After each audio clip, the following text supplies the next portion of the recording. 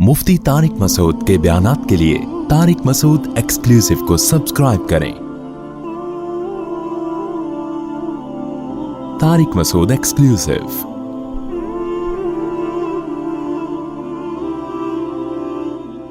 सूरह क़सस अल्लाह ने शुरू की है, नतलू अलैका मिन नबई मूसा व फ़िरऔन बिलहक़्क़ि, हम आपको मूसा और फ़िरऔन का वाक़या सुनाते हैं हक़ के साथ, ठीक तौर पर। कुरान में बहुत ज़्यादा बयान किया है फ़िरऔन और मूसा अलैहिस्सलाम के वाक़े को। ज़ाहिर है अल्लाह जब एक चीज़ को बहुत ज़्यादा बयान कर रहे हैं तो ऐसा लगता है कि अल्लाह भी ये चाहते हैं कि ये लोग बार बार ये वाक़या सुनें, क्योंकि इबरत की जितनी बातें हमें इस वाक़ये से पता चलती हैं शायद किसी और वाक़ये में इतने असबाक नहीं हैं। किस किस तरह से अल्लाह मोहलत देता है नाफरमानों को, कैसे अल्लाह खुफिया तदबीरें करता है जालिमों के खिलाफ, जालिमों को खुद भी पता नहीं होता। आज दौर है असबाब का, मादा परस्ती का, हर चीज का साइंटिफिक सबूत चाहिए, कैलकुलेशन, कैलकुलेटर, कैलकुलेट करते हैं ना हर चीज को, ये होगा तो फिर कल ये होगा, फिर परसों फिर ये होगा। तो इस वाक़े में हमें पता चलता है कि हम कुछ और चाह रहे होते हैं और अल्लाह कुछ और। तो होता वो है जो अल्लाह चाहता है। तबलीग वाले एक लफ्ज़ कहते हैं, नाकामी के नक्शों में कामयाबी। नक्शों से लग रहा होता है, कैलकुलेशन बता रही होती है गलत हो गया, लेकिन अल्लाह उन नक्शों में क्या कर देता है, कामयाबी। तो ये वाक़या अल्लाह ने शुरू ही अजीब अंदाज से किया। इन्न फ़िरऔन अला फ़िल अर्द, ज़मीन में फ़िरऔन ने सरकशी की थी। वजअल अहलहा शियआ, और अपने मातहत रियाया को दो हिस्सों में बांट रखा था। गवर्नमेंट का काम होता है अपनी आवाम के साथ एक जैसा सुलूक करे, ये नहीं कि आप उनको क्या कर दें, डिवाइड कर दें। लेकिन उसने डिवाइड कर रखा था। यस्तज़इफ़ु ताइफ़तम मिनहुम, एक जमात को कमज़ोर बनाया हुआ था, बनी इसराइल को, क्योंकि वो फ़िलिस्तीन से हिजरत करके आए थे, यहाँ के नेशनल हो चुके थे। मगर आज भी दुनिया में एक नंबर नेशनल और दो नंबर नेशनल, ये वहाँ से आए हुए लोग हैं। और चूँकि हक़ परस्त हैं, नमाज रोज़े के पाबंद हैं, फ़िरऔन को डर था कि जो जुल्म का निज़ाम होता है उससे उसको ख़तरा हक़ परस्तों से होता है, अपने जैसे बातिलों से हमें कोई ख़तरा नहीं है। तभी तो आज मुसलमान सबसे कमज़ोर हैं, दुनिया में पिट रहे हैं, लेकिन दहशत गर्दी का ताना किसको दिया जाता है, मुसलमानों को। हालांकि बेचारे तो दहशत गर्दी का शिकार हैं पूरी दुनिया में, लेकिन एक नज़रिया है, एक सोच है, एक दीन है। बाकी दुनिया में किसी के पास कोई सोच और नज़रिया बचा ही नहीं है। हक और बातिल की डेफिनेशन किसी के पास नहीं है। आप किसी एथियस्ट को मेरे सामने बिठा दो, मैं तो बहुत छोटा आदमी हूं, मैं उससे सिर्फ ये पूछूंगा अच्छे की डेफिनेशन क्या है और बुरे की डेफिनेशन। क़यामत आ जाएगी, वो अच्छे की को डिफाइन ही नहीं कर सकता कि अच्छे की डेफिनेशन क्या है। तो जब अच्छे की डेफिनेशन का पता नहीं है, अच्छाई की डेफिनेशन का पता नहीं है, तो अच्छे की डेफिनेशन कहां से पता चलेगी। गुस्सा आना शुरू हो जाता है फिर। अबे जब अच्छाई को नहीं डिफाइन कर सकते तो जिसमें अच्छाई होती है वो अच्छा होता है ना। तो जब अच्छाई को डिफाइन नहीं कर सकते तो ये कैसे पता चलेगा कि इसमें ये अच्छाई है या नहीं है। फिर जब नहीं है तो ये अच्छा है या बुरा है। हालांकि पूरी दुनिया का इत्तेफाक है कि there are two types of इंसान, एक अच्छे और एक बुरे। तो बुराई की डेफिनेशन ही नहीं है आपके पास। तो इसलिए आज से 100 साल फिर वही उस तरफ चला जाऊंगा मैं, छोड़ो अभी हम, फिर ये वाक़या रह जाएगा हमारा ना, हमारी अपनी तकरीर ज़्यादा शुरू हो जाती है। तो अल्लाह ताला फरमाते हैं कि फ़िरऔन ने क्या किया था, यस्तज़इफ़ु, दो हिस्सों में डिवाइड कर रखा था, ये 2 नंबर और ये 1 नंबर। अपनी कौम के जो लोग थे गैर मुस्लिम, उसको खुदा मानने वाले, उनको बड़े अच्छे अच्छे ओहदे दिए हुए थे। सुप्रीम कोर्ट का जज बनाया हुआ था किसी को चीफ ऑफ आर्मी बनाया हुआ था, کسی کو اپنا مشیر خاص بنایا ہوا تھا اور بنی اسرائیلیوں کو لفٹ کرانے کے لیے تیار نہیں تھا. اتنا ظلم کہ اس کو جب خطرہ ہوا کہ نسل ان کی بہت تیزی سے بڑھ رہی ہے, نسل ان کی, کیونکہ مذہبی لوگوں کی نسل ہمیشہ زیادہ اسپیڈ سے بڑھتی ہے, کیونکہ وہ یہ فیملی پلاننگ کے نظریات سے متاثر نہیں ہوتے, اور اگر کوئی مذہبی آدمی متاثر ہے تو مذہبی ہے نہیں, وہ ایک لبادہ اڑا ہوا ہے اس نے دین کا, اس کے دل میں توکل, اللہ پہ اعتماد اور صحیح حدیث کی ویلیو اس کی نظر میں ہے نہیں. ابھی میں نے کینسر کے اسپیشلسٹ ڈاکٹر ہیں ان کا انٹرویو لیا, انہوں نے بتایا, میرا آن دا ریکارڈ موجود ہے میرے چینل مفتی طارق مسعود اسپیچز پر, کہ جو بریسٹ کینسر ہے نا, اس کی ایک بڑی وجہ لڑکیوں کی دیر سے شادی بھی ہے, نسل کو روکنا بھی ہے, سمجھتے ہو, تو یہ بھی ایک بہت بڑی وجہ ہے. تو نیچر سے لڑو گے نا برباد ہو جاؤ گے, فائدہ نہیں ہوگا. خیر, تو فرعون نے کیا کرنا شروع کیا نسل کم کرنے کے لیے نا, کیونکہ اس کو پتا تھا, اتنی سینس فرعون میں بھی تھی کہ جس قوم کا گروتھ ریشو بڑھتا ہے پاورفل وہی ہوتی ہے, وہی پاورفل ہوتی ہے.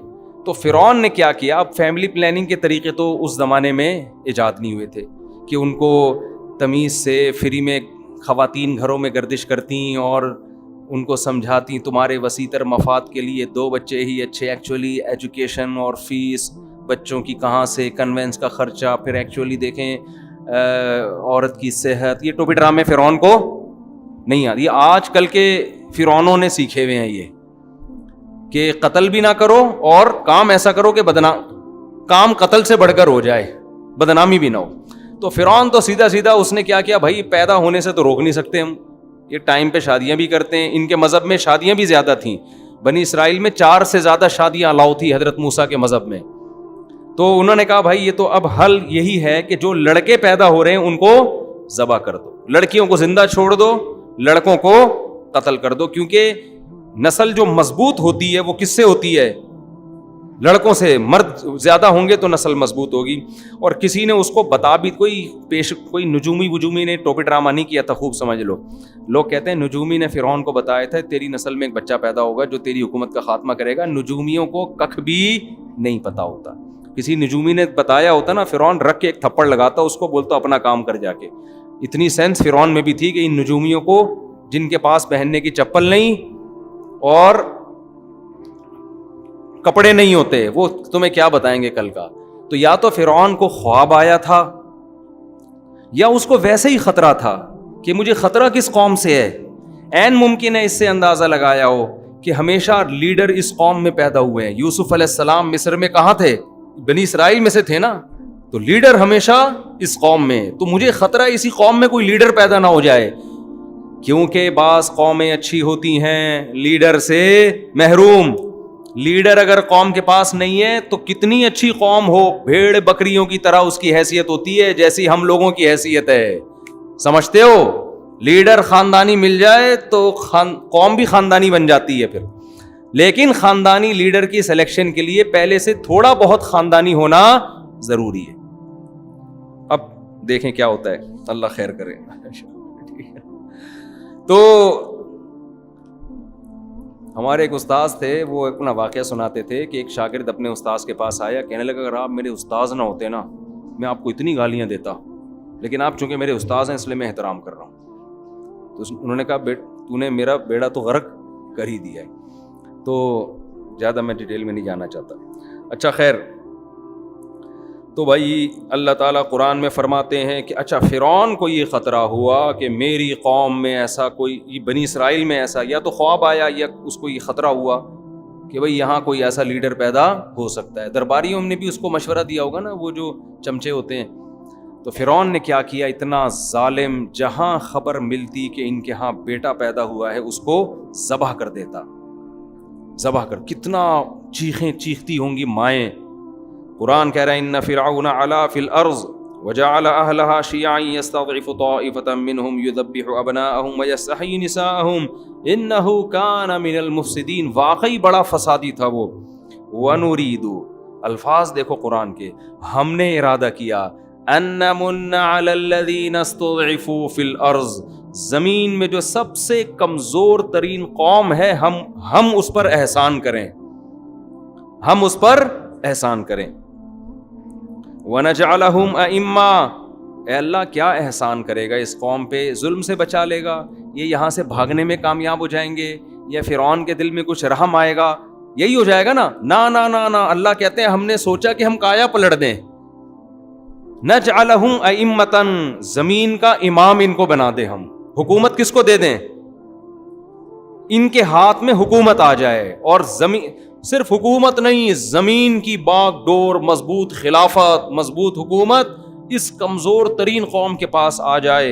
وَنُمَكِّنَ لَهُمْ فِي الْأَرْضِ، اور زمین میں ہم ان کو مضبوط ٹھکانہ دے دیں. الیکشن والی حکومت نہیں کہ 5 سال میں پھر ڈر لگا رہے کہ دوبارہ فرعون اگلے الیکشن میں جیت جائے. وَنُمَكِّنَ، تمکین کہتے ہیں مضبوط ٹھکانہ، ایسی پاورفل حکومت کے اپوزیشن کا کوئی خطرہ ہو ہی نہیں. وَنُمَكِّنَ لَهُمْ فِي الْأَرْضِ وَنُرِيَ فِرْعَوْنَ وَهَامَانَ وَجُنُودَهُمَا، اور ہم نے ارادہ کیا کہ ہم فرعون اور حامان جو اس کا سب سے بڑا چمچا وزیر تھا، وہ اور ان کا جو لشکر تھا، ان کی جو فوج تھی جو ظالم تھی، ہم ان کو دکھا دیں ما کانوا یحذرون، جس چیز سے وہ ڈر رہے تھے کہ ایسا نہ ہو جائے گا. تو ہم نے کہا ہم ایسا کر کے دکھائیں گے. کیسے اللہ نے انتظام کیا؟ وَأَوْحَيْنَا إِلَىٰ أُمِّ مُوسَىٰ، حضرت موسیٰ کی ماں کو جب حمل ہوا اور بچے کی ولادت کا وقت آیا، کتنی مبارک ماں ہیں، قرآن ان کا قرآن میں کیسے ذکر کرتا ہے. موسیٰ کی وجہ سے ان کی ماں کی بھی عظمت بڑھ گئی. عورت کی عزت میں اس کی اولاد، اس کے شوہر، اس کے باپ کا بہت بڑا دخل ہے. اور آج میرا جسم میری ورزی والوں نے عورت کو مرد سے کیا کر دیا ہے؟ رشتے سے آزاد. کوئی رشتہ ہی نہیں رہا اس کا مرد کا، بس آزاد زندگی گزارو. وَأَوْحَيْنَا إِلَىٰ أُمِّ مُوسَىٰ، ہم نے موسیٰ کی ماں کو وحی کی، ان ارضعیہ، کہ اسے دودھ پلاتی رہے. حضرت موسیٰ کی ماں پیغمبر نہیں تھیں، ولی اللہ تھیں. اس سے پتہ چلتا ہے کہ پیغمبر کے علاوہ بھی کسی پر الہام ہو سکتا ہے، لیکن وہ الہام شرعی حجت نہیں ہوتا، اس سے کوئی مسئلہ ثابت نہیں ہو سکتا. فَإِذَا خِفْتِ عَلَيْهِ، اے موسیٰ کی ماں، جب تجھے موسیٰ پر خطرہ ہو کہ فرعونی آئیں گے اور اس کو ذبح کر دیں گے، فَأَلْقِيهِ فِي الْيَمِّ، تو اس کو دریا کی موجوں کے حوالے کر دینا. وَلَا تَخَافِي وَلَا تَحْزَنِي، خوف نہ کرنا، غم نہ کرنا. اِنَّا رَادُّوهُ إِلَيْكِ، یہ جو قرآن کے الفاظ ہیں نا، یہ اردو میں ترجمہ ہو ہی نہیں سکتا ان کا. یہ جو بلاغت ہے نا قرآن کی، یہ بیان نہیں کی جا سکتی. اِنَّا رَادُّوهُ إِلَيْكِ، ہم اسے تیری طرف لوٹا کر چھوڑیں گے. ڈالے گی کہاں؟ دریا میں، لیکن ہم اسے تیری طرف لوٹا کر چھوڑیں گے. وَجَاعِلُوهُ مِنَ الْمُرْسَلِينَ، اور صرف ایسا نہیں ہے کہ اس کو زندہ بچا کے تیری گود میں پہنچائیں گے، بلکہ ہم اسے پیغمبروں کی جماعت میں شامل کریں گے.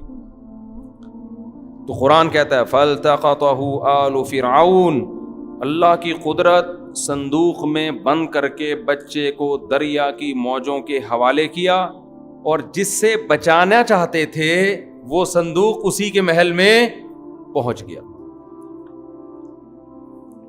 وقالت امرأة فرعون، جب وہ صندوق کھولا گیا، لایا گیا فرعون کے محل میں کہ بھئی ایک صندوق سے بچہ ملا ہے، نے بھی دیکھا، اس کی بیوی نے بھی دیکھا، دربانیوں نے بھی دیکھا. اب ان کو نہیں پتا تھا، اگر پہلے پتا چل جاتا بنی اسرائیل کا ہے تو مار دیتے، شہید کر دیتے. قالت امرأة فرعون، فرعون کی بیوی نے کہا قرۃ عین لی ولک، یہ میری اور تیری آنکھوں کی ٹھنڈک ہے. لا تقتلوہ، اسے قتل مت کرو. عسیٰ ان ینفعنا، ہو سکتا ہے ہمارے کام آ جائیے. او نتخذہ ولدا، یا ہم اس کو بیٹا بنا لیں. کہا جاتا ہے فرعون کی اولاد نہیں تھی، واللہ عالم، ہم اس کو بیٹا بھی بنا سکتے ہیں. ادھر موسیٰ علیہ السلام کی ماں کو جب پتا چلا کہ نکلا کہاں ہے یہ بچہ، فرعون کے محل میں، تو قرآن کہتا ہے اصبح فؤاد امی موسیٰ فارغا، موسیٰ کی ماں کا دل صبر سے خالی. مسئلہ یہ تھا اگر وہ جا کے بتا دیتی میرا بیٹا ہے تو لازمی قتل ہونا تھا، وہ سمجھ جاتے تو بنی اسرائیل کی ہیں. لیکن ماں نہیں کیسے بتائے، ان کو تو ویسے ہی کہ بھی میرے دشمن کی گود میں کیوں پل رہی ہے. تو قرآن کہتا ہے ان کادت لتبدی بہی، قریب تھا کہ موسیٰ کی ماں جا کے بتا دیتی میرا بیٹا ہے میرے حوالے کرو. مائیں عورتیں جذبات میں ایسا کام کر لیتی ہیں نا جس سے ان کو فائدے کے بجائے نقصان. جیسے آج کل عدالتی کھلے لے لے کے نا گھر بیٹھ جاتی ہیں, بعد میں جب پتہ چلتا ہے نا وہ پرانا والا گیا اور نیا والا مارکیٹ میں کوئی اویلیبل مناسب ریٹ پہ نہیں ہے, پھر پرانے والے سے رابطہ کر رہی ہوتی ہیں, اور اس کے دل میں اتنی نفرت بیٹھ چکی ہوتی ہے, اتنی بیٹھ چکی ہوتی ہے, وہ اگر رکھتا بھی ہے تو وہ عزت نہیں دیتا کہ ایک دفعہ بھاگ چکی ہے گھر سے. یہ مسلم لیگ میں سابق دور حکومت میں کسی خاتون نے آواز اٹھائی تھی اس خلا کے کیس کے خلاف کہ اس سے عورتیں برباد ہو رہی ہیں, مردوں کے بجائے عورتوں کو نقصان زیادہ ہو رہا ہے, کیونکہ عورت کی طبیعت میں جلد بازی میں شوہر نے کہیں غصے میں تھپڑ لگا دیا, فوراً جا کے خلا کی ڈگری لے لی, پھر بعد میں خیال آیا یہ ہوا کیا میرے ساتھ. عورت کی طبیعت میں جلد بازی ہے, وہ جلدی میں ایسے فیصلے کر لیتی ہے جس سے بعد میں وہ پچھتاتی ہے. بہت عورتیں اپنا نقصان کر چکی ہیں یہ عدالتی خلوں سے, لیکن مسلم لیگ کی خاتون نے آواز اٹھائی تھی 8-10 سال پرانی بات, اس آواز کو دبا دیا گیا. تو ایسا ہوتا ہے مارکیٹ میں, اچھی باتوں کو ہماری اسمبلیوں میں الحمدللہ کبھی بھی, اور اس سے بڑے بے وقوف ہم لوگ ہیں, ابھی پھر مجھے غصہ دلاؤ گے تم لوگ. اچھا خیر, تو بھائی قرآن کیا کہتا ہے, قریب تھا کہ وہ بتا دیتی کہ میرا بیٹا ہے, لیکن قرآن کہتا ہے لولا ربطنا علی قلبہا, ہم نے ان کے دل کو مضبوطی سے باندھ دیا. کچھ آپ اللہ کے لیے کرو, کچھ اللہ بھی آپ کو صبر کی توفیق دیتا ہے. اللہ کہتے ہیں ہم نے مضبوطی سے ان کے دل کو کیا کر دیا, گویا رسی سے باندھ دیا کہ بے قابو نہ ہونا. قرآن کہتا ہے وقالت لاختہ, جب حضرت موسیٰ کی ماں نے بچے کو صندوق میں ڈالا تو حضرت موسیٰ کی بہن سے کہا قصیہ, اس صندوق کے پیچھے پیچھے چل. اللہ کے کہنے پہ میں ڈال تو رہی ہوں لیکن پتہ نہیں بچہ جائے کہاں, پیچھے پیچھے چل. فبصرت به عن جنب وهم لا يشعرون, موسیٰ کی بہن چپکے اس صندوقچے کو دیکھتی رہیں, فرعونیوں کو پتہ نہیں چلا. اس لیے کہ اگر فرعونیوں کو پتہ چل جاتا نا کہ یہ بچی دیکھ رہی ہے تو وہ کہتے بھئی یہ اس کا کیا لگتا ہے جو اتنے دور سے اس کے ساتھ چل کے آ رہی ہے, تو وہ سمجھ جاتے یہ اس کی رشتہ دار ہے, بہن ہے, اور بچہ پتہ چل جاتا کہ کس کا بیٹا ہے یہ. تو قرآن کہہ رہا ہے لاشعوری طور پر نا, اس نے بس یہ دیکھ رہی ہے جا کہاں رہا ہے. وحرمنا علیہ المراضع من قبل, بچے کو سب سے پہلے دودھ چاہیے ہوتا ہے. تو فرعون کی بیوی نے جب مشورہ دیا نا اس کو قتل نہیں کرو, فرعون نے کہا بالکل آپ کا مشورہ سر اور آنکھوں. سمجھتے ہو, سمجھ تو گئے ہوگے آپ لوگ. اب کیا ہوا کہ جی وحرمنا علیہ المراضع من قبل, ہر دودھ پلانے والی کے دودھ کو اللہ نے موسیٰ پر حرام کر دیا. حرام کا مطلب موسیٰ کسی کی چھاتی کو منہ لگانے کے لیے تیار نہیں. فقالت, اب ظاہر بچہ تو مر جائے گا, حضرت موسیٰ ظاہر پیغمبر تھے, اتنے حسین تھے کہ قرآن میں سورہ طٰہٰ میں آتا ہے القیت علیک محبۃ منی, ایسا پیار تھا نا ان کے چہرے پر کہ سب کے دلوں میں اللہ نے ان کی محبت ڈال دی, فرعونیوں کے دل میں محبت ڈال دی. بچے پر پیار اتنا آ رہا تھا سب کو, اتنے خوبصورت, اتنے حسین. تو اب وہ سب چاہ رہے تھے کہ اس بچے کی جان محفوظ ہو جائے. اب پریشان ہے بھائی, بچہ کسی کا دودھ نہیں پیتا. شکر ہے اس وقت تک پاؤڈر کا دودھ ایجاد نہیں ہوا تھا. آج ہم کہتے ہیں کوئی بڑا لیڈر چاہیے تو پاؤڈر کا دودھ پی کے بڑے بڑے لیڈر پیدا نہیں ہوتے. پاؤڈر سے اچھا ہے بھینس کا پلا دو اپنے بچوں کو, شاید کچھ بن جائے. خیر, میں کمپنی کا نام لینے لگا تھا لیکن پھر میں نے کہا کمپنی والے کیس کر دیں گے میرے خلاف. وحرمنا علیہ المراضع من قبل فقالت هل ادلکم, اب وہ بہن موسیٰ علیہ السلام کی چلی گئی دربار میں, کہنے لگی بھائی وہ ایک خاتون ہے, میرا خیال ہے کہ میں بھی جب یہ وہ گود میں لیں گی تو اس خاتون کے بارے میں رپورٹ یہ ہے کہ ہر بچہ ان کا دودھ پی لیتا ہے, ایسے کچھ گول مول کر کے نا, تاکہ یہ پتہ نہ چل جائے کہ وہ ان کی ماں ہے اور میں ان کی بہن ہوں. اس بچی کا بھی کیسا کانفیڈنس تھا, کتنے احتیاط سے اس نے جا کے فرعونیوں کو ایسا بتایا کہ پتہ نہ چلے کہ میرا اس سے کوئی ریلیشن ہے. قرآن کہتا ہے الا اہل بیت یکفلونہ لکم, میں تمہیں ایسے گھر کا پتہ بتاؤں جو اس کی کفالت کر لیں گے بچے کی اچھے سے. وہ ایک خاتون ہے, وہ بچوں کو اچھا سا پال بھی لیتی ہیں اور امید ہے یہ بچہ ان کا دودھ پی بھی لے گا. قرآن کہتا ہے وہ لوگ خیر خواہی چاہ رہے تھے حضرت موسیٰ کی, بچے کی جان بچانا چاہتے تھے. فرددناہ الی امہ, ہم نے اس طرح موسیٰ کو ان کی ماں کی گود میں پہنچا دیا. پہلے زمانے میں دستور تھا، مالدار گھرانوں کی عورتیں بچے پیدا کر کے دائیوں کے حوالے کر دیتی تھی کہ بس پیار کروانے کے لیے دن میں 3-4 دفعہ زیارت کروا دیا کرو، باقی ساری ٹینشن کس نے اٹھانی ہے؟ تم نے، اور جب تھوڑا سا انگلی پکڑ کے چلنے کے قابل ہو جائے تو پھر ہمارے حوالے کر دینا۔ تو میں مالدار عورتوں سے کہتا ہوں جو بڑی ڈیسنٹ قسم کی لائف گزارنا چاہتی ہیں، بچے پیمپر ویمپر ان ٹینشنوں، اور اس کی وجہ سے وہ نسل روک لیتی ہیں، تو روکنے سے بہتر ہے پیدا کر کے دائیوں کے حوالے کر دو۔ میاں سے بولو جہاں اتنا خرچہ کر رہے ہو وہاں ایک دائی رکھ لو، وہ پال پوس کے تھوڑا جب چلنے پھرنے کے قابل ہو جائے گا تو تمہارے حوالے کر دے گی، اس میں کوئی حرج نہیں ہے۔ نہ پیدا کرنے سے بہتر ہے کسی سے پلوا لو۔ ہمارے نبی صلی اللہ علیہ وسلم کو بھی تو حضرت دائی حلیمہ کے حوالے کیا گیا نا۔ تو پہلے زمانے میں یہ بہت ہوتا تھا کہ مالدار گھرانے کی عورتیں جو تھیں وہ کہتی تھیں بھائی ایکچولی ہمارے پاس ٹائم جو نا اسٹائل ان کا ٹائم نہیں ہے، ایکچولی وہ ابھی ایک اسائنمنٹ تیار کرنا ہے اور میٹنگ بھی ہے، ایک بزنس میٹنگ بھی ہے وغیرہ وغیرہ، میاں مکھنچو کہیں باہر بیٹھا ہوا ہے۔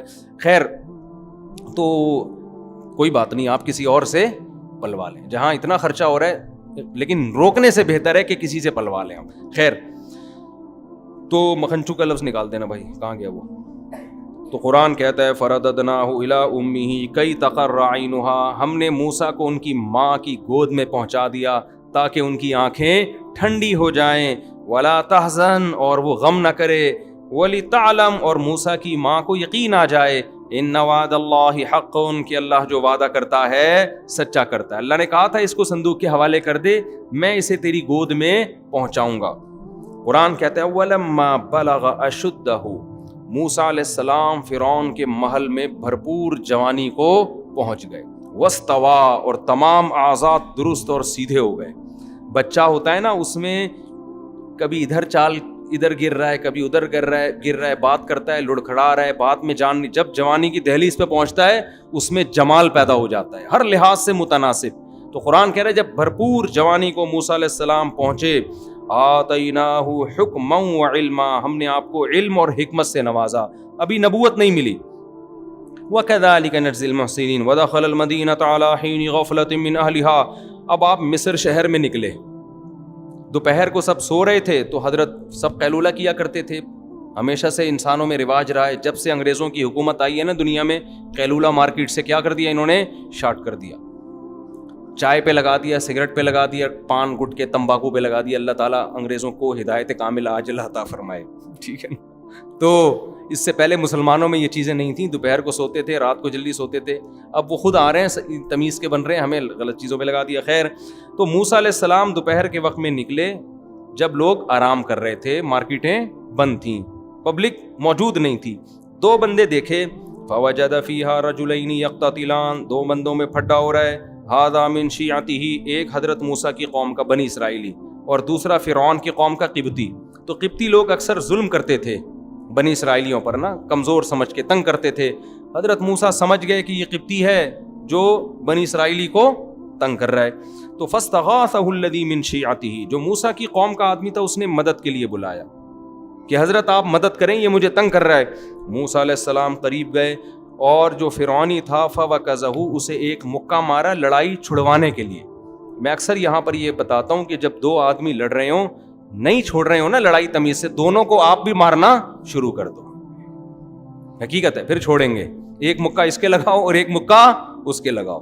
تو ایسے کنی کترا کے نکل نہ جایا کرو، لڑائی ہو رہی ہوتی ہے اور لوگ کہتے ہیں ان کا آپس کا مسئلہ ہے، بھائی منہ ٹوٹ جائے گا، ٹانگ وانگ ٹوٹ جائے گی۔ ابھی ہم نے کچھ دن پہلے دیکھا ایک بائک سے ٹکرائی ہے، دونوں لڑ رہے تھے، اس نے اٹھا کے زمین پہ مارا ہے اس کو۔ میں کہیں واکنگ کے لیے جا رہا تھا، ہم لوگ گئے، ہم نے، بعض لوگوں نے کہا چھوڑو چھوڑو، میں نے کہا نہیں چھوڑو یار، یہ مار دے گا اس کو، تو لڑ رہے ہیں، کوئی چھڑوانے والا ہونا چاہیے۔ خیر اللہ کا شکر ہے چھوڑ دیا انہوں نے ایک دوسرے کو۔ ایک آدمی حاوی آ گیا تھا، وہ سڑک پہ گھسیٹ رہا ہے، مارے چلے جا رہا ہے۔ خیر، تو موسیٰ علیہ السلام نے مکہ رکھ کے لگایا کس کے؟ قبطی کے، لڑائی چھڑوانے کی نیت سے۔ فقضى علیہ، اور اس کا انا للہ ہو، کیونکہ جوان تھے، طاقتور تھے، پیغمبر کمزور نہیں ہوتے، تو ایک ہی مکے سے اس کا کام تمام ہو گیا۔ اب تھا بھی فرعونی، یہ بڑا مسئلہ تھا، لیکن کسی کو پتہ نہیں چلا، کیونکہ قرآن کہہ رہا ہے غفلت کا وقت تھا اور سب آرام کر رہے تھے، کسی کو نہیں پتہ چلا۔ یہ بنی اسرائیلی تھا، اپنی قوم کا آدمی تھا، اس سے خطرہ تھا نہیں کہ یہ راز فاش کر دے گا جا کے۔ تو قال ھذا من عمل الشیطان، حضرت موسیٰ نے کہا تو شیطان کا عمل ہو گیا، شیطان تو بڑا گم رہا ہے. پھر اللہ سے دعا مانگی، اللہ میرے اس غلطی کو معاف کر دے، میں نے جان کر قتل نہیں کیا. فغفر لہ، اللہ نے معاف کر دیا. پھر موسیٰ علیہ السلام نے کہا اللہ تو نے مجھ پر انعام کیا، میں آئندہ کبھی کسی ظالم کا مددگار نہیں بنوں گا. اگلے دن موسیٰ علیہ السلام شہر میں نکلے ہیں، مصر شہر میں، خوف زدہ ہو کے کہ چونکہ لاش جب ملے گی تو فرعون انکوائری کرے گا ہماری قوم کا بندہ مارا کس نے.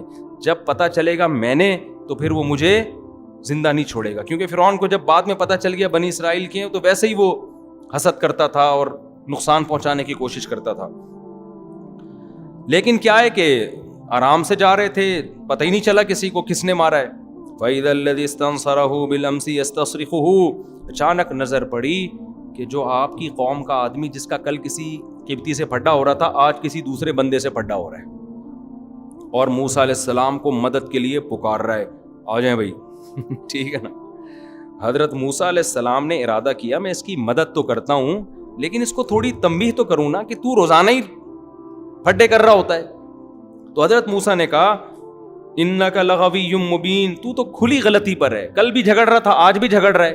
جب اس کو ڈانٹا ہے پھر قرآن کہہ رہا ہے اب موسیٰ مدد کے لیے اسی کی مدد کے لیے گئے ہیں، کیونکہ قبطی طاقتور تھا، ایسے موقع پہ کمزور کی مدد کی جاتی ہے نا.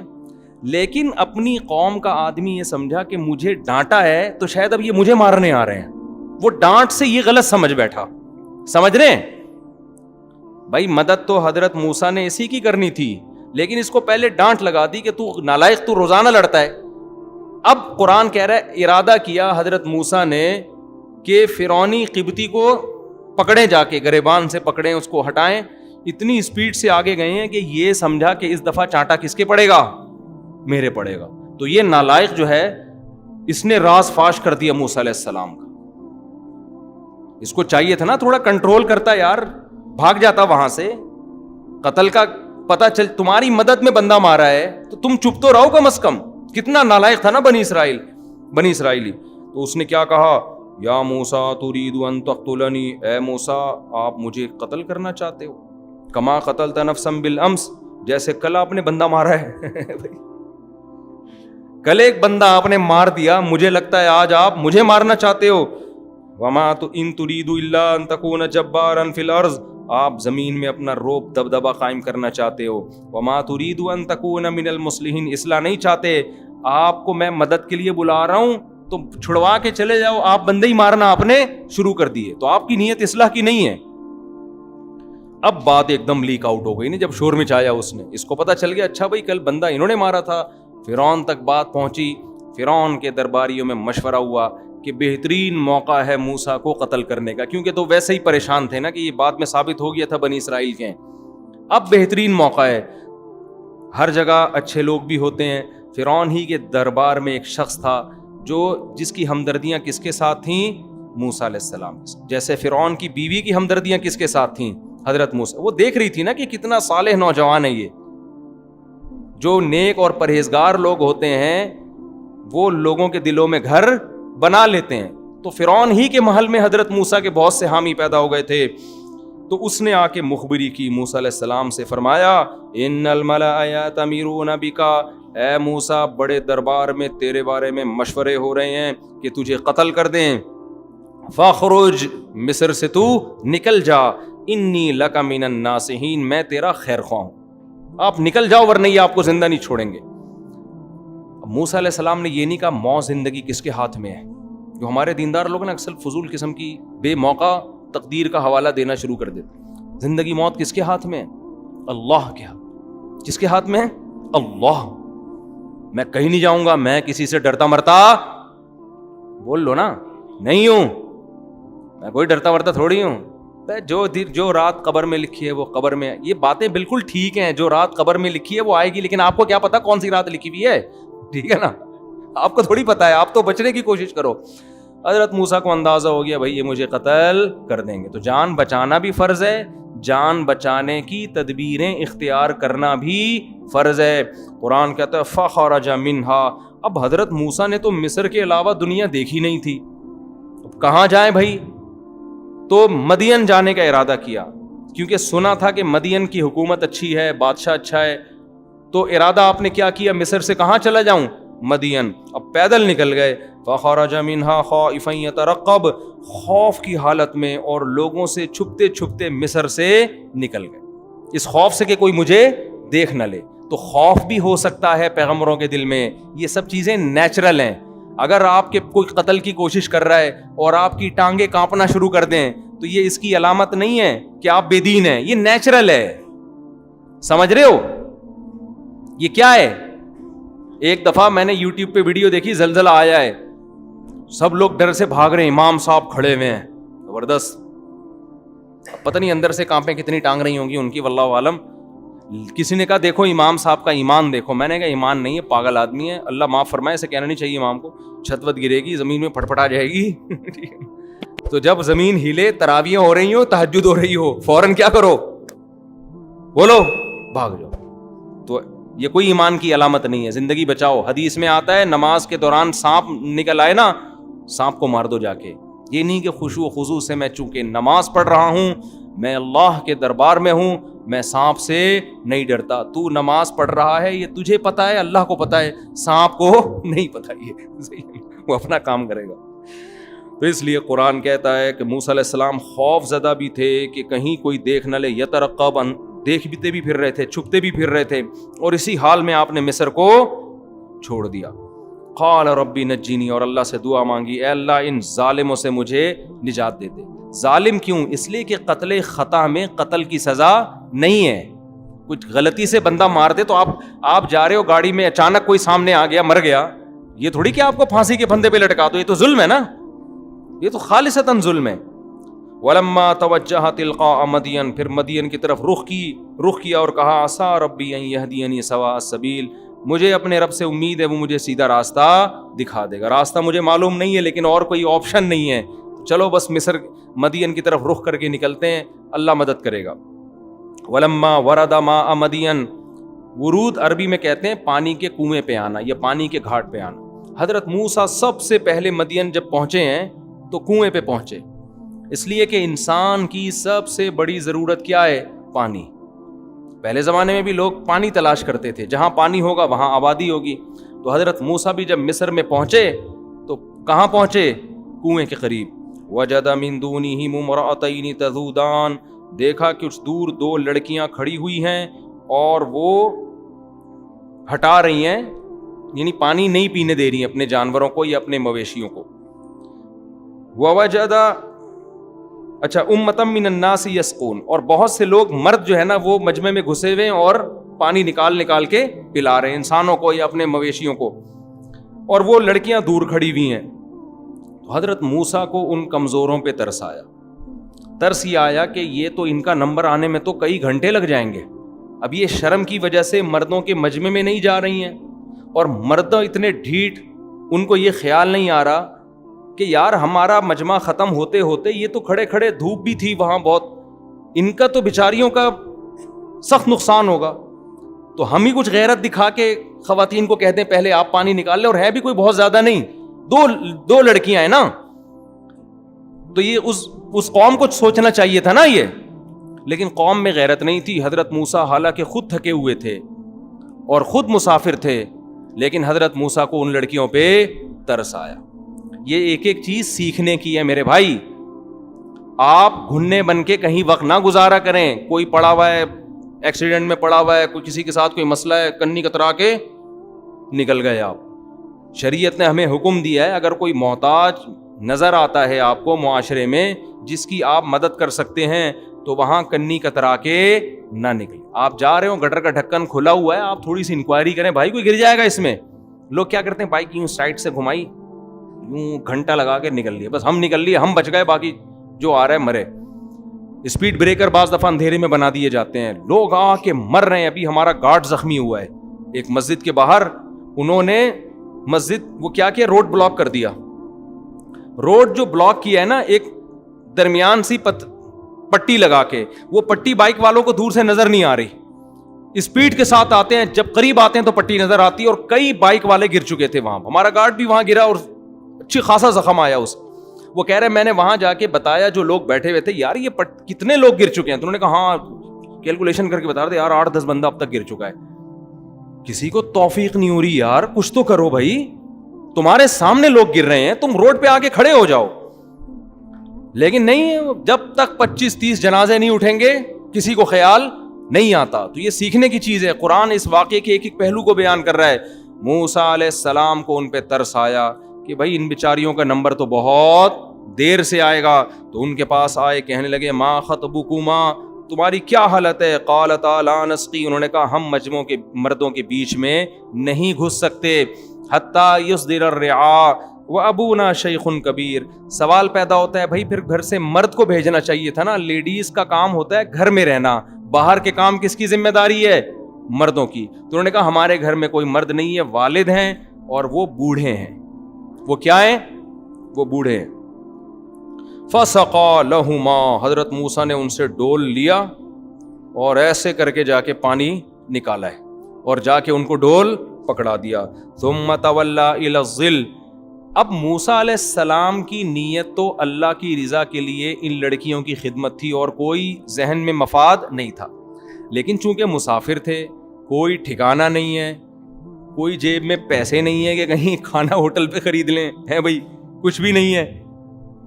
اب تھوڑی سی حضرت موسیٰ کو امید ہوئی کہ شاید یہ لڑکیاں ابا کو جا کے بتائیں کہ میں نے ان کی خدمت کی ہے اور ابا شاید کچھ مجھے بلا کے 1-8 ٹائم کے کھانے کا انتظام کر دیں.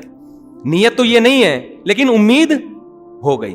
تو اب ان لڑکیوں سے نہیں کہہ رہے کہ دیکھو تم اپنے باپ کے پاس جا کے بتاؤ کہ میں ایک مسافر آدمی ہوں, میں نے تمہاری خدمت کی ہے, میں مسافر ہوں, کھانے پینے کا انتظام نہیں ہے, تو اگر 1-8 ٹائم کے کھانے کا انتظام ہو جائے تو بڑی نوازش ہوگی, باقی تفصیل میں ابا سے مل کے بتاؤں گا یہ ہوا کیا ہے میرے سے.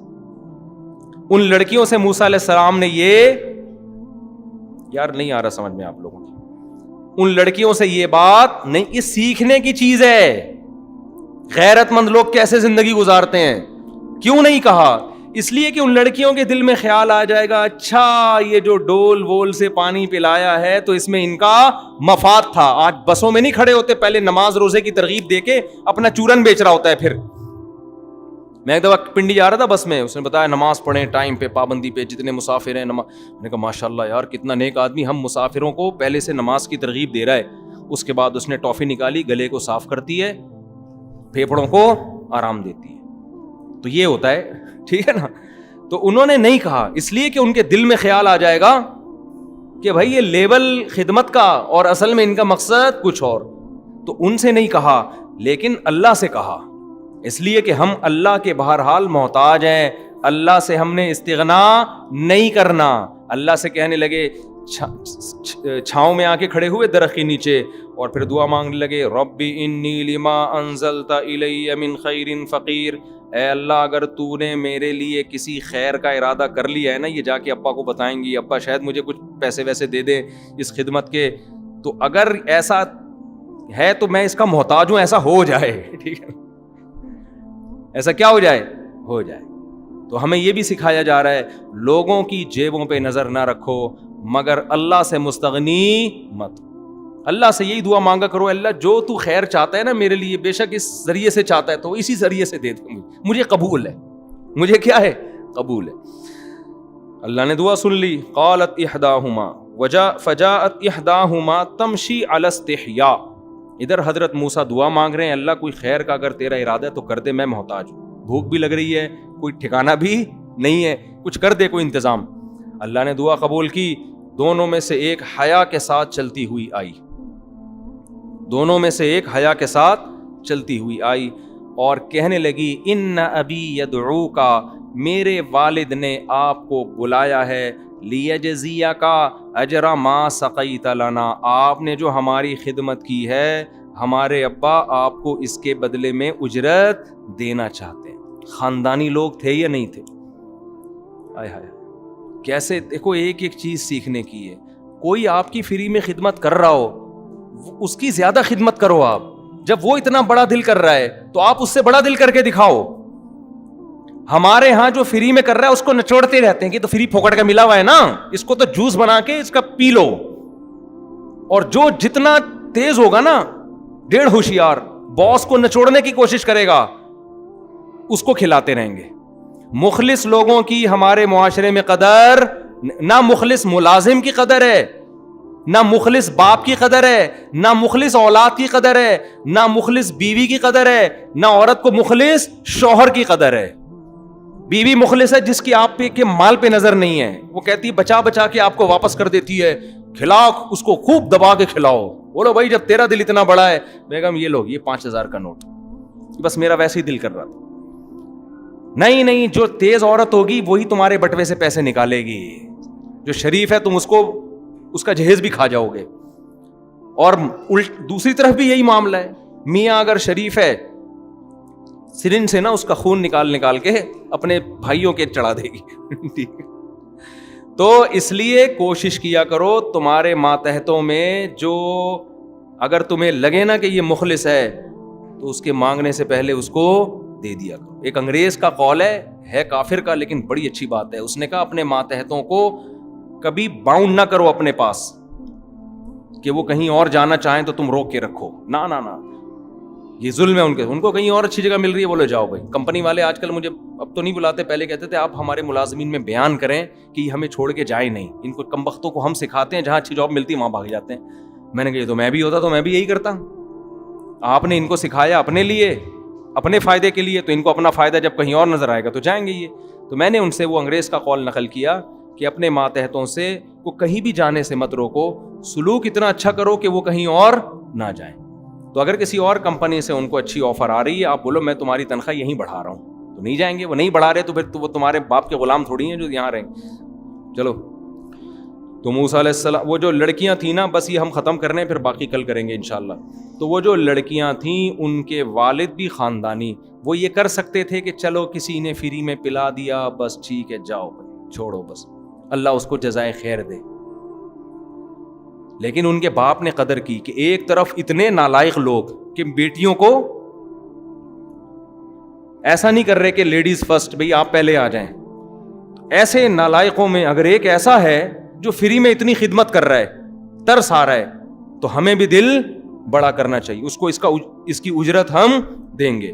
تو دونوں میں سے ایک آئی حیا کے ساتھ. حیا کے ساتھ بھی اللہ نے ذکر کیا اس لیے کہ اللہ کو عورت میں حیا کا عنصر پسند ہے. اس لیے میں کہتا ہوں اللہ کا واسطہ, خواتین جس طرح سے بائکوں پہ بیٹھتی ہیں نا دونوں پاؤں ایک طرف کر کے, اس میں حیا زیادہ ہے.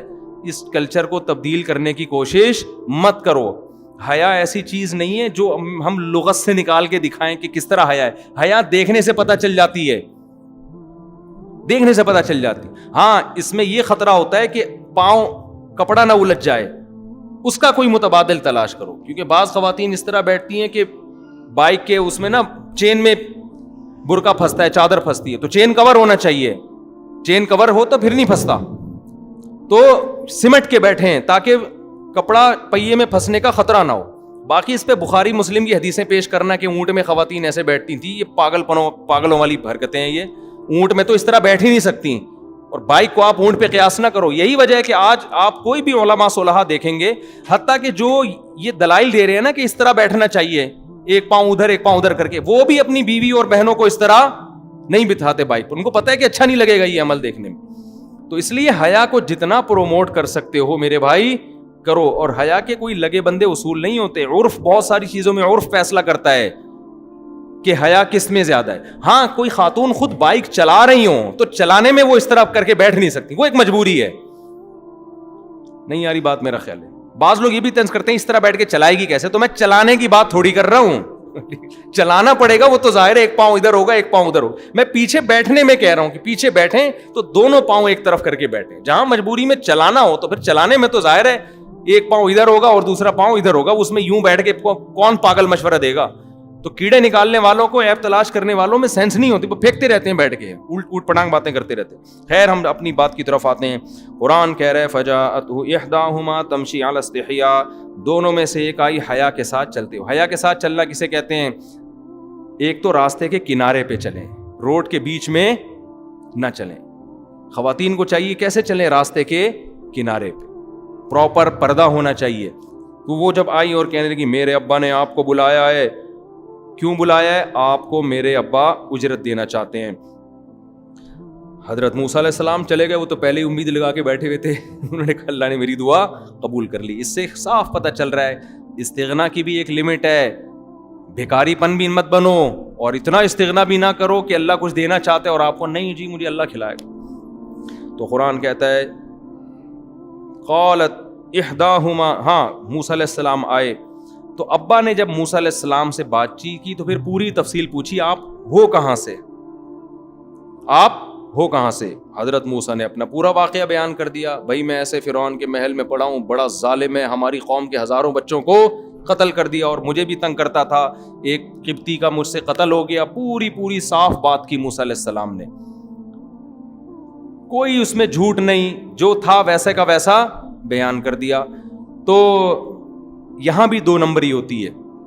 ایک اجنبی آدمی جس کو پتا ہے مجھے اس کنٹری میں کوئی رشتہ ملے گا نہیں، اس کا جب کسی گھر میں جانا ہو اور 2 لڑکیوں کی خدمت بھی کر چکا ہو تو اس کو داماد بننے کی بھی ایک لالچ پیدا ہو سکتی ہے نا. تو یہاں وہ حقیقت نہیں بیان کرے گا بلکہ جھوٹ موٹ کے کاروبار اور بزنس پیش کرنا شروع کر دے. ایکچولی میرا مصر میں بڑا بزنس ہے اور میں بزنس کے سلسلے میں یہاں آیا. یہ بھی گڑبڑ ہوتی ہے. حضرت موسیٰ نے کچھ نہیں، کیونکہ کوئی لالچ نہیں بھائی کسی سے. اس لیے میں کہتا ہوں رشتے لینے جایا کرو، جو ہو وہ بیان کر دیا کرو، ہونا ہوگا ہو جائے گا. جھوٹ بول کے اچھی جگہ شادی سے بہتر ہے کسی خراب جگہ شادی کر لے سچ بول کے، وہ پھر بھی پائیدار ہوگا معاملہ. دھوکہ نہیں دے انسان کسی کو. موسیٰ علیہ السلام نے اپنی پوری کہانی سنائی. بھئی میرے ساتھ یہ ہوا.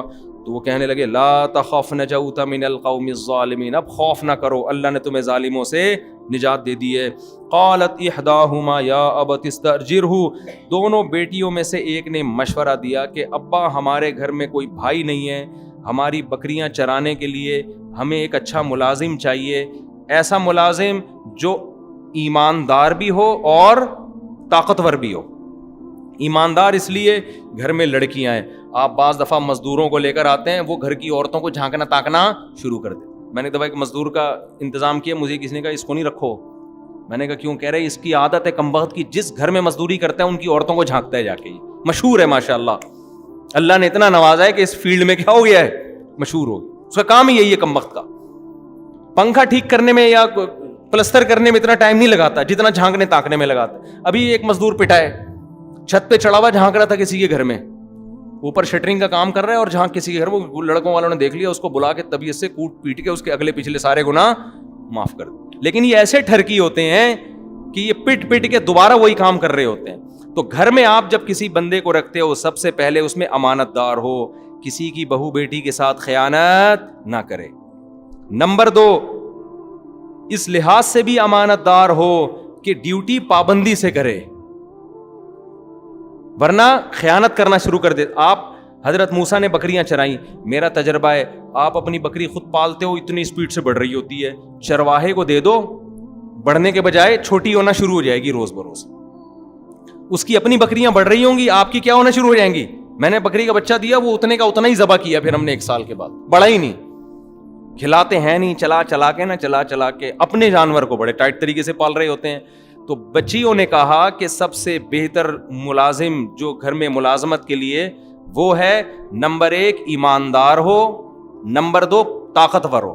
خالی نیک ہونا بھی کافی بولو نا نہیں ہے، کیونکہ آپ بعض دفعہ ایسا آدمی ملازم رکھ لیتے ہو کہ اس کی تنخواہ اتنی نہیں ہوتی جتنا اس کو کھلانے پلانے گلوکوز کی بوتلیں چڑھانے پر خرچ ہوتا ہے. آپ یہ بھی میرے پاس ایسے کیسز بھی آ چکے ہیں. تو صحت مند ہونا چاہیے. تو یہ صحت مند بھی ہے. صحت کا اندازہ اور ایمانداری کا اندازہ ان بچیوں نے اتنی دیر میں کیسے لگا لیا؟ سوال پیدا ہوتا ہے نا بھائی. ان کی تو 2 ملاقاتیں ہوئی ہیں اور ایک دم انہوں نے فیصلہ کر لیا کہ ایماندار بھی ہیں اور طاقتور بھی. علماء کہتے ہیں طاقت کا اندازہ لگایا ڈول نکالنے سے. وہ جو لوگ تھے نا وہ ایسے یوں کر کے نا کھینچ رہے تھے، گھنٹہ لگ جاتا تھا ان کو. ہمارے حضرت تو پوری نقل کر کے بتاتے تھے نا، ای کی چی چی کی آوازیں آ رہی ہوتی تھی. ڈول بھی بڑے بڑے ہوتے تھے پہلے. حضرت موسیٰ گئے ہیں اور ایسے کر کے ڈول نکالا. ان بچیوں کو اندازہ ہو گیا کہ یہ نوجوان کمزور نہیں ہے.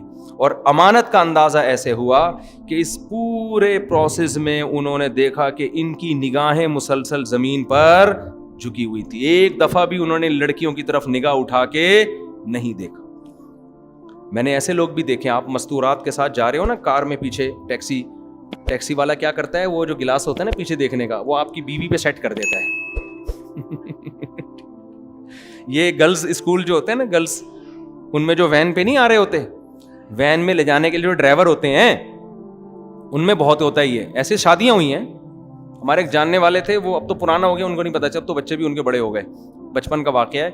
وہ لڑکیوں کے اسکول میں نا لڑکیوں کو لے کے جاتا تھا وہ لڑکا, تو وہاں اس نے ایک لڑکی پہ سیٹ کیا ہوا تھا وہ گلاس, وہ نہیں جو پیچھے دیکھنے کی, آنکھ مٹکا ہوا ہے, اور بالآخر الحمدللہ دونوں کی شادی ہوئی. چلو اچھا ہوا شادی ہو گئی, بچے بھی ہو گئے ماشاءاللہ, ہنسی خوشی زندگی گزر رہی ہے ان کی. تو اس طرح بھی ہوتا ہے بھائی, ٹھیک ہے شادی ہونا تو ٹھیک ہے, لیکن ابا نے اس لیے تھوڑی بٹھائی ہے بچی کے آپ گلاسز سے اس کو جھانکو, آپ ویسے ہی پیغام بھیج دیتے. اور ایسے بھی ہم نے اچھے لوگ دیکھے ہیں کہ وہ اس کا خیال کرتے ہیں کہ بھائی آپ جب اگلے پر اعتماد کر رہے ہیں تو آپ اس کے اعتماد کو ٹھیس نہ پہنچائیں.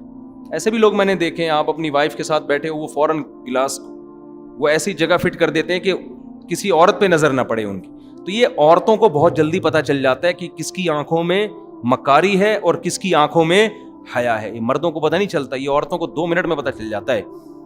تو ان لڑکیوں نے حضرت موسیٰ علیہ السلام کی آنکھوں سے اندازہ لگا لیا کہ یہ اجنبی ہو کے کسی کے ساتھ خیانت نہیں کر رہے. نظر مستقل کہاں ہیں؟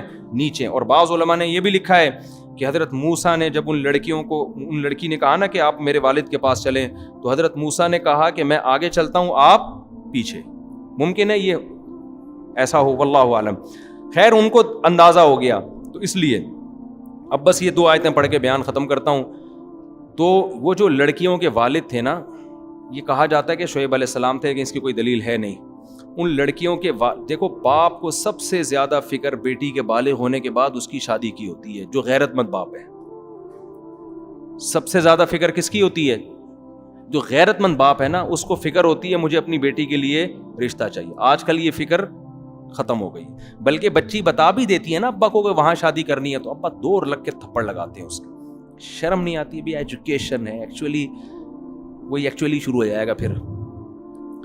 تو جو غیرت مند ہے, ہمیں یہ واقعہ اللہ اتنی تفصیل سے کیوں بیان کر رہے ہیں؟ یہ کوئی معاذ اللہ کہانی ہے, ایک ایک پہلو سے سبق دلانے کے لیے کہ وہ لڑکیوں کے والد نیک آدمی تھے, تو وہ مسلسل تلاش میں تھے, مجھے اپنی بیٹی کے لیے کوئی اچھا شوہر چاہیے. تو ان کو اندازہ ہو گیا کہ یہ اس آدمی میں 2 کوالٹیز ہیں, نمبر 1 صحت اچھی ہے, نمبر 2 ایماندار ہے. تو داماد کی سلیکشن میں بھی 2 چیزیں دیکھی جاتی ہیں, صحت مند ہو اور ایماندار ہو.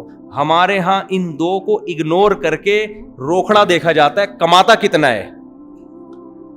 اگر وہ ایماندار نہیں ہے, کماتا ہے, خدا کی قسم یہ کمائی عذاب جان بن جائے گی. اسی کمائی سے وہ آئس پیے گا, اسی کمائی سے شراب پیے گا, اسی کمائی سے لڑکیوں کو جھانکا تاکی کرے گا. پیسہ تقوی کے بغیر آتا ہے تو عیاشی لے کر آتا ہے. دوسری بات یہ کہ پیسہ آنے جانے والی چیز ہے. اگر صحت ہے تو بندہ بزنس کر کے پیسہ کما لیتا ہے, ایمانداری نہیں ہے تو پیسہ وبال جان, اور صحت نہیں ہے تو جب آپ کے اندر کمانے کی طاقت نہیں ہے تو پھر میری طرح آپ سبزی والوں کو پیسے بانٹتے پھر ہوگی. مجھ میں تو تھی طاقت لیکن ٹائم نہیں تھا نا, تو وہی ہو جائے گا.